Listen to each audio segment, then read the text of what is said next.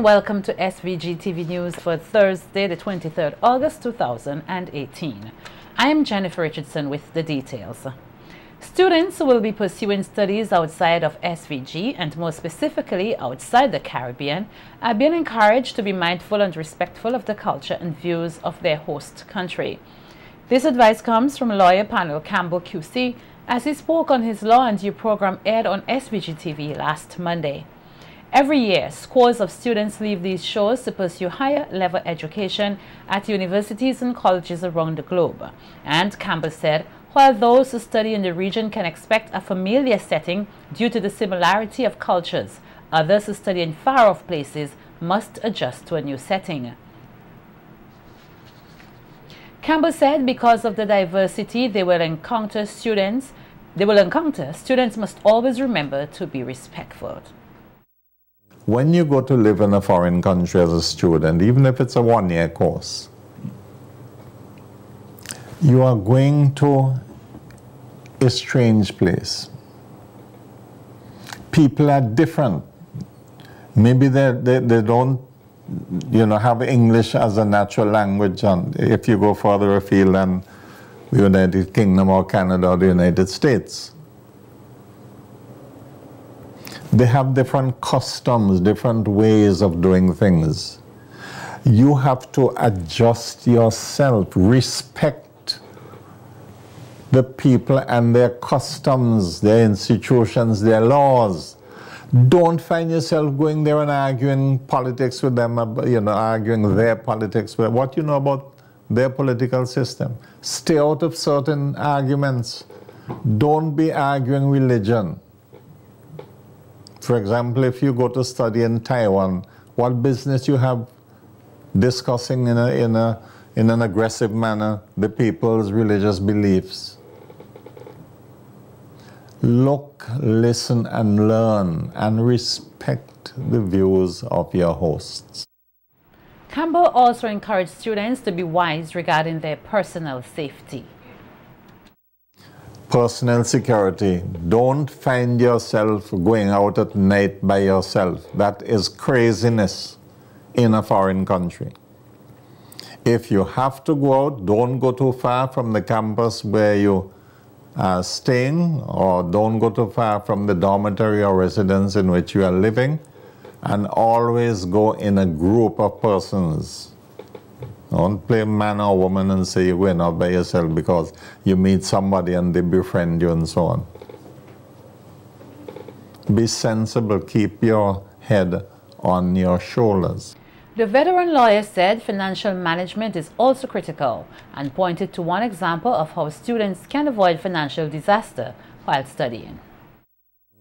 And this is one thing that new students going abroad are prone to get into and get themselves in trouble.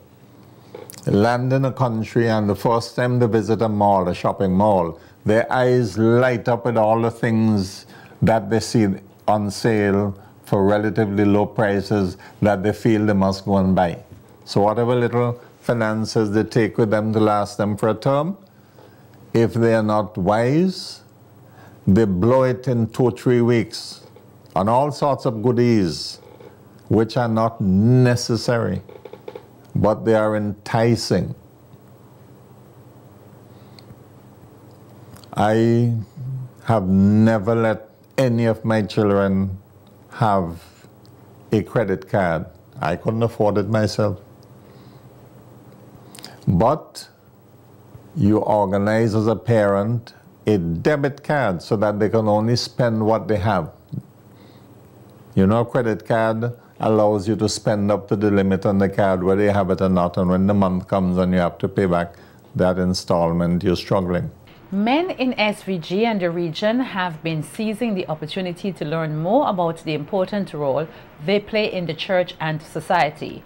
This as the Methodist Church in the Caribbean and the America's South Caribbean District hosts a men's seminar at the Methodist Church Hall in Kingstown.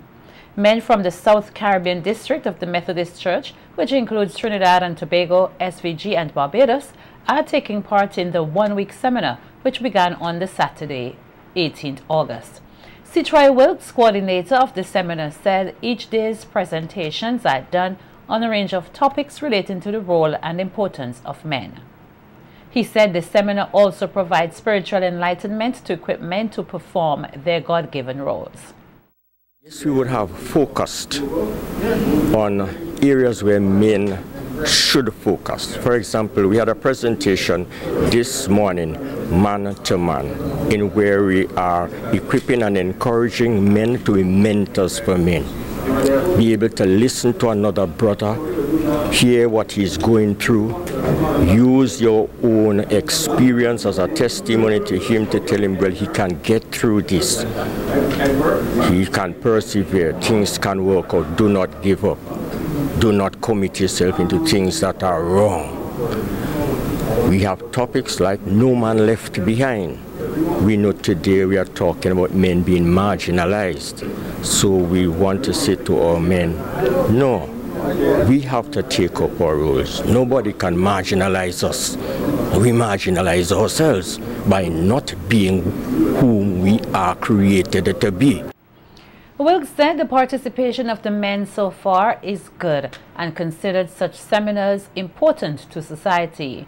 He said the church must play a role in providing guidance to men given the spiritual nature of their work. Yes, today we have to get the message out. Today we have to hear from those who are going through challenges in every walk of life. We have to be able to interact with people. We have to be able to be there to support them, guide. We have to be there maybe even to instruct in the way that you should go in all walks of life. And the church definitely has to take a lead in that part because of the spiritual nature we have to speak to within the man, within the boy. We have to, yes, it's of necessity that there is ongoing. This type of program with us, the Methodists, is ongoing. The next 2 years we have another like this, but in a different circuit. The seminar's coordinator said the absence of fathers is a region-wide problem. However, he believes the seminar will assist in reinforcing the need for men to be good fathers and role models to their children. That cannot be slighted, cannot be overlooked.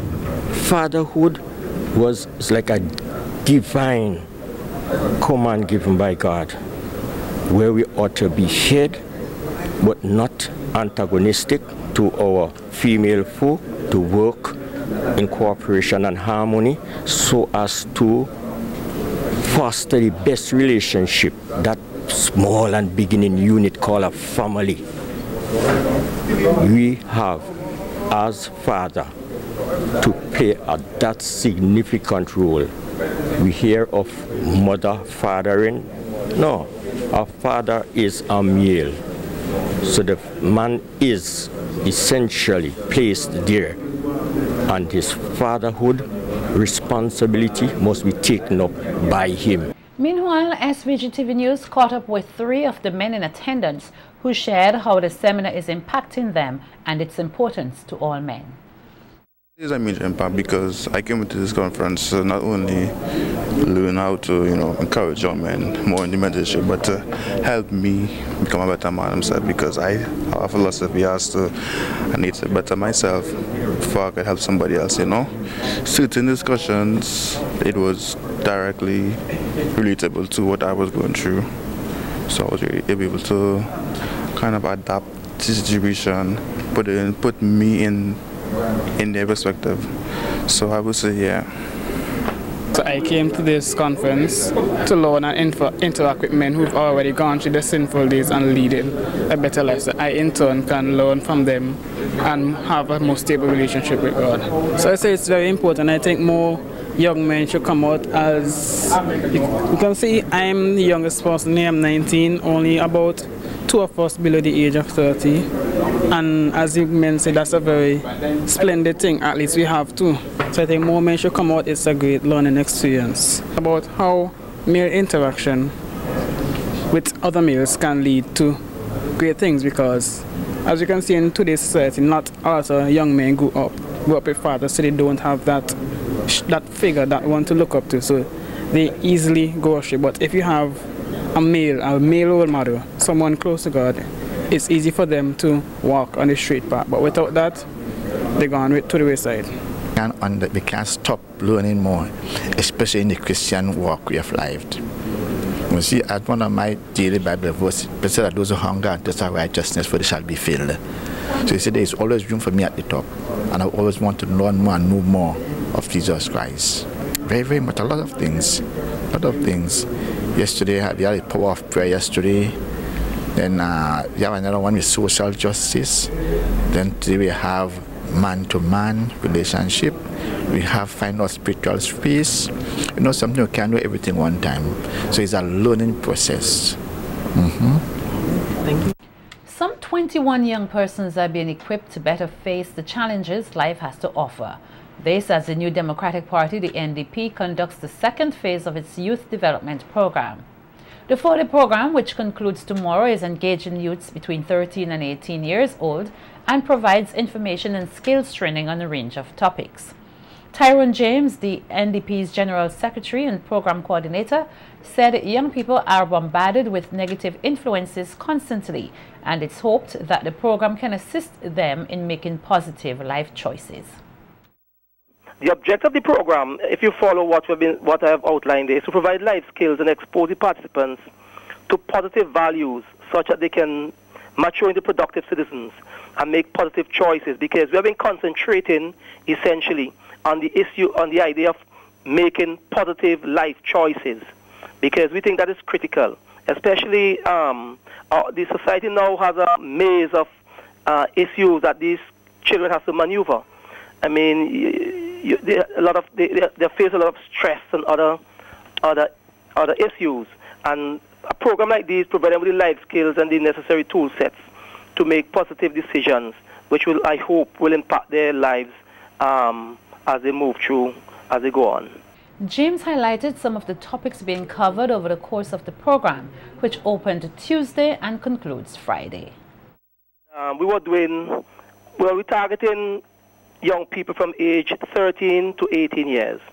And we expose them to the areas such as human sexuality, communications, teamwork, financial management, rape and indecent assault, self-esteem, leadership, social media opportunities and risk, digital photography, etiquette, conflict resolution, critical thinking skills, chronic and non-communicable diseases, and so on.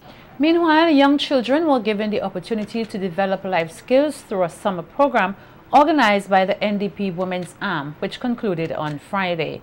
The 4-day program targeted children between the ages 5 and 12 and saw them being engaged in a range of activities, including arts and craft and reading skills, intended to enhance their personal development. The party's General Secretary said, along with these skills, children were sensitized on the importance of physical activity to their well-being. Physical activity, which we find is necessary given the problems of chronic and non-communicable diseases that we're facing here in St. Vincent and Grenadines. Now, it is not too late, it is not too early either for us to start with these children, because positive lifestyles will determine making positive decisions in terms of their lifestyle and giving them the information now will actually assist them later on as they get older, because chronic disease build up over time, and if they have the information now, they can start making positive choices for their life. We also did a lot of reading, which is necessary for them for understanding and so on, and for them to understand the importance of reading in school. James said the program was well received. Now, the response from the participants was great. I mean, they really enjoyed themselves, because it was not just sitting down and reading, or they had opportunity to run up and down in terms of physical activity. You run up and down, but in a structured way. They were given a number of activities for them to develop certain, I would say, muscles and skill sets. Because at this age, you want them to have what I would call physical literacy, and physical literacy suggests that the young person at this age should be given some structured activities. While it is fun, but it target certain muscle groups that they will have.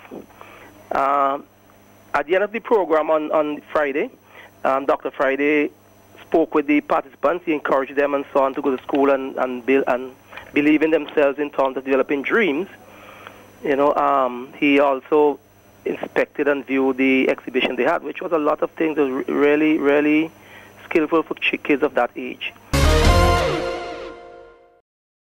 The police have taken into custody 19-year-old Kessine Kane of Diamonds in connection with the murder of Brenda Lane, a 48-year-old security guard of Rillen Hill, Chauncey. Lane was fatally stabbed yesterday morning at around 6:45 a.m. That's around 6:45 on Lower Bay Street in capital Kingstown. Meanwhile, 2 boys were arrested and charged in connection with a robbery which took place at Villa last Friday. According to reports, the boys used the firearm to rob the women of money and other items. The 2 boys have also been charged with driving a motor vehicle without the consent of the owner. One of them was charged with driving without a valid license and insurance. The police said they're investigating the circumstances surrounding the death of Evelyn Dublin, a 73-year-old farmer of Byra. Dublin's body was discovered in Byra yesterday at around 3 p.m. She was last seen on Monday. The date for the postmortem to ascertain the cause of Dublin's death was not revealed. The Coalition of Services Industry, CSI, Chairman Desmond Pompey is encouraging Vincentians to appreciate and support local services. He made this call during an interview with SVG-TV yesterday. Pompey highlighted some of the local services provided in such areas as tourism, business and airlines that are of an excellent standard. I want to use this to encourage Vincentians. It's Vincentian. It's a Vincentian company, as far as I know. And I want to use this opportunity to encourage Vincentians to travel with One Caribbean through the region. Been to build businesses and encouraging Vincentians to support local businesses and local services. And that is why we are asking the service sector to come out and support CSI. CSI SVG was established 10 years ago, and Pompey said major improvements have taken place. However, the idea of getting persons to think and buy local has a long way to go. While this may be seen as negative, Pompey is of the view that SVG is now better positioned to attract local and foreign investments. This is for persons who want to invest in St. Vincent, because we have worked on the education of our people to provide the services that business need. It's a call for investors to come to St. Vincent, and we're in a position to reach markets, boost our export. Not only CSI is interested in boosting local exports, but if investors come, you're in a position, the island is in a position to reach the EU market, and St. Vincent right now is in a good position for the exporting services. We have the connectivity, we have an international airport, beautiful. Let us use it to its maximum. CSI is collaborating with stakeholders, including Caribbean Export, to improve on acceptable standards in the services sector. Pompey said thus far it has reaped positive benefits. We have been organizing service sector groups, giving them information as to how to get organized, what are their legal responsibilities, especially with SIPO, right? How you put your organizations, your organizations together, what is your responsibility with respect to taxes, what you need to do in order to have a business running and operating.